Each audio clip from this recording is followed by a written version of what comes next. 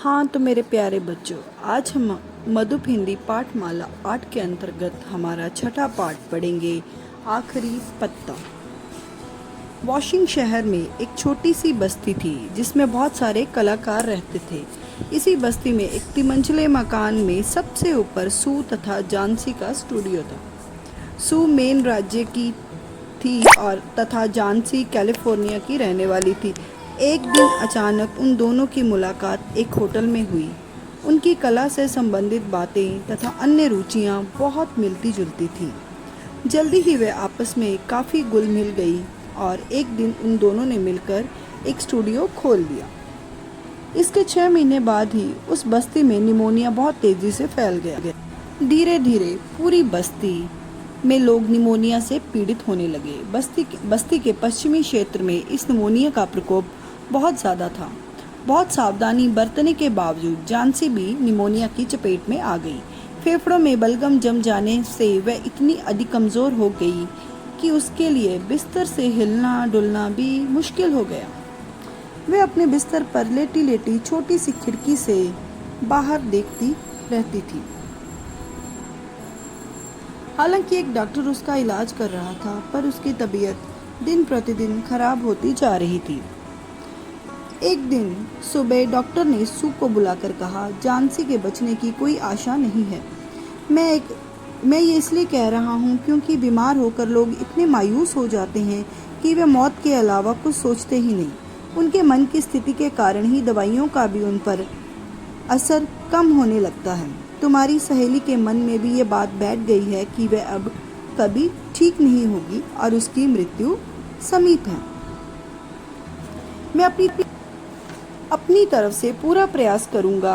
तुम उसके तरह तरह की बातें करके उसका मनोबल बढ़ाने का प्रयास करो। अगर तुम उसका मनोबल बढ़ा दोगी तो मैं तुम्हें भरोसा दिलाता हूँ कि उसके बचने की उम्मीद बहुत कुछ बढ़ सकती है। जब सू जानसी के कमरे में गई तब जानसी चादर ओढ़कर खिड़की की ओर मुंह किए हुए बिस्तर पर लेटी थी। सू ने सोचा कि जानसी सो रही है, इसलिए उसने ड्राइंग बोर्ड पर कागज लगाकर पत्रिका की कहानी का चित्र बनाना शुरू कर दिया। सू चित्र बनाने में मगन थी। अचानक धीमी धीमी आवाज़ उसके कानों में पड़ी। वह उठकर तेजी से जानसी के पलंग के पास गई। उसने देखा कि जानसी लगातार खिड़की से बाहर देख रही थी और उल्टी गिनती गिन रही थी। 12, 11, 10, 9, 8, 7। सू ने बड़ी बेचैनी से खिड़की से बाहर देखा। वह जानना चाहती थी कि आखिर जानसी इस तरह गिनती क्यों गिन रही है। बाहर केवल सुनसान बरामदा था और ईंटों की दीवार पर अंगूर की एक अध सूखी बेल थी। सू ने पूछा, ये क्या गिन रही हो? जानसी ने बोला, अंगूर की बेल के पत्ते। जब इस बेल का आखिरी पत्ता भी गिर गया तो मैं भी मर जाऊंगी। मुझे 3 दिन से मालूम है। क्या डॉक्टर ने तुम्हें नहीं बताया? सू ने उसे प्यार से झिड़कते हुए कहा, ओह, मैंने ऐसी बेवकूफ़ी भरी बातें पहले कभी नहीं सुनी। अंगूर की इस पुरानी बेल के पत्ते के गिरने से तुम्हारे ठीक होने या ना होने का भला क्या संबंध हो सकता है? तुम्हें ऐसा नहीं सोचना चाहिए। आज सुबह डॉक्टर साहब ने मुझे बताया कि तुम जल्दी ही ठीक हो जाओगी। जानसी की नज़रें अभी तक खिड़की से बाहर अंगूर की बेल पर जमी हुई थी। उसने कहा, तुम्हें दवा लाने की कोई ज़रूरत नहीं है। अंगूर की बेल पर से एक पत्ता और गिर गया है। अब केवल 4 पत्ते बाकी रह गए हैं। अब मुझे शोरबा पीने की भी ज़रूरत नहीं है। अब तो अंधेरा होने से पहले ही मैं इस बेल के आखिरी पत्ते को गिरते हुए देखना चाहती हूँ, ताकि उसके गिरते ही मैं भी मर जाऊँ। सू ने प्यार से कहा, प्रिय जानसी, बेकार की बातें छोड़ो और सोने की कोशिश करो। मैं नीचे बहरमन को बुलाने जा रही हूँ। मुझे उससे अपने चित्र का मॉडल बनवाना है। जब तक मैं ना लौटूं तब तक अपनी जगह से हिलना मत। बहरमन एक चित्रकार था। उसकी उम्र 60 वर्ष से अधिक हो गई थी। वह जानसी और सू वाले मकान में सबसे नीचे की मंजिल पर रहता था। उसकी माइकल एंजेलो जैसी दाढ़ी थी। वह कला के क्षेत्र में असफल हो चुका था। वह सदा एक अनोखी कलाकृति बनाना चाहता था, परंतु उसने कभी उसकी शुरुआत ही नहीं की। वह केवल विज्ञापनों आदि के लिए ही चित्र बनाता रहा। वह कुछ सायल स्वभाव का था। वह विनम्र लोगों का बहुत मजाक उड़ाता था। वह अपने आप को सू और जानसी का संरक्षक समझता था। सू जब बहरमन के कमरे में अंदर गई तो देखा कि वह कमरे में एक और बैठा है। सू ने उसे अपने चित्र का मॉडल बनाने के अलावा जानसी के मन में बैठे वहम के बारे में भी बताया।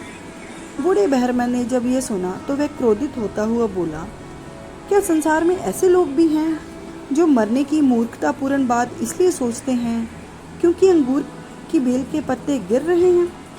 मैंने अपने जीवन में ऐसी बातें कभी नहीं सुनी।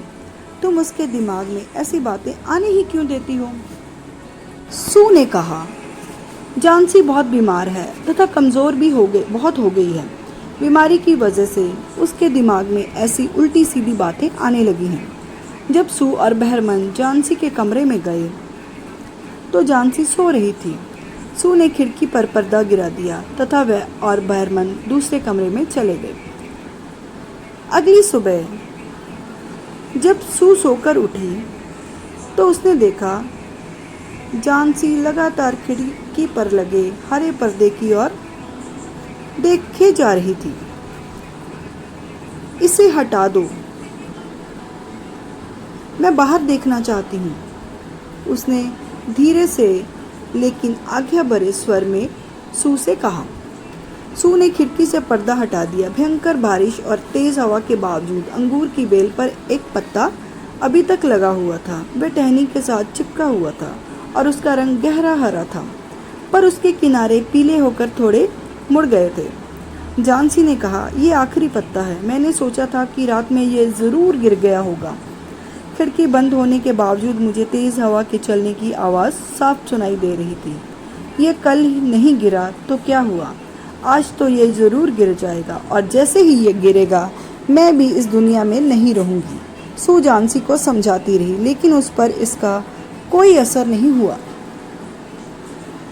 पूरा दिन बीत गया। शाम होने पर भी जब वह एकमात्र पत्ता बेल पर ज्यों का त्यों लगा हुआ था। रात होते ही तेज हवा फिर से चलने लगी और बारिश भी बहुत जोरों से होने लगी थी। सवेरा होते ही जानसी ने फिर सू से कहा, खिड़की का पर्दा हटा दो। सू ने जब पर्दा हटाया तो जानसी ने देखा कि अंगूर की बेल पर लगा एकमात्र पत्ता अभी तक ज्यों का त्यों लगा हुआ है। जानसी बहुत देर तक उस पत्ते को देखती रही। तब उसने सू को आवाज़ लगाई। सू उसके लिए रसोई घर में शोरबा बना रही थी। जानसी ने कहा, सू, मैं बहुत ख़राब लड़की हूँ। पता नहीं क्या कारण है कि आखिरी पत्ता अब तक बेल से लगा हुआ है। अब मैं जान गई हूँ कि मेरे मरने की इच्छा करना बुरी बात है। दोपहर के समय डॉक्टर साहब जानसी को देखने गए। अब डॉक्टर साहब उसे देखकर जाने लगे तो सू बहाना बनाकर डॉक्टर साहब के पीछे पीछे कमरे से बाहर आ गई। डॉक्टर साहब ने सू से कहा, अब जानसी के बचने की काफ़ी उम्मीद है। ठीक से देखभाल करने से तुम इसे बचाने में सफल हो जाओगी। अच्छा, अब मैं चलता हूँ। मुझे नीचे जाकर दूसरे मरीजों को देखना है। तुम्हारे इस मकान की निचली मंजिल पर बहरमन नाम का जो कलाकार रहता है, उसे भी निमोनिया हो गया है। वह बूढ़ा व्यक्ति है और रोग का बर्दाश्त नहीं कर पा रहा है। उसके बचने की कोई आशा नहीं है। अगले दिन डॉक्टर साहब फिर आए। उन्होंने जानसी की जांच करने के बाद सू से कहा, अब जानसी खतरे से बाहर है। तुम्हारी सेवा और देखभाल से वह ठीक हो गई है। उसने अगले दिन सू से जानसी को बताया, बहरमन की आज अस्पताल में निमोनिया होने के कारण मृत्यु हो गई। वह केवल 2 दिन पहले ही बीमार हुआ था। चौकीदारों ने परसों सुबह बहरमन को दर्द से छटपटाते हुए देखा। उसके जूते एवं कपड़े गीले थे। लोगों को भी पता नहीं था कि वह सारी रात कहाँ रहा और कैसे इतना भीग गया। लेकिन आज सुबह चौकीदारों को बरामदे में एक लालटेन और एक सीढ़ी मिली और एक प्लेट भी मिली जिसमें हरा और पीला रंग लगा था। इसके अलावा कुछ ब्रश भी मिले। तुम खिड़की से बाहर लटकी अंगूर की बेल पर लगे आखिरी पत्ते को जरा ध्यान से देखो। तुम्हें देखकर हैरानी नहीं होगी कि इतनी तेज हवा के बावजूद वह पत्ता क्यों नहीं गिरा। एक ठंडी सांस भरकर सू ने बताया, जानसी, यह भरमन की अनोखी कलाकृति है।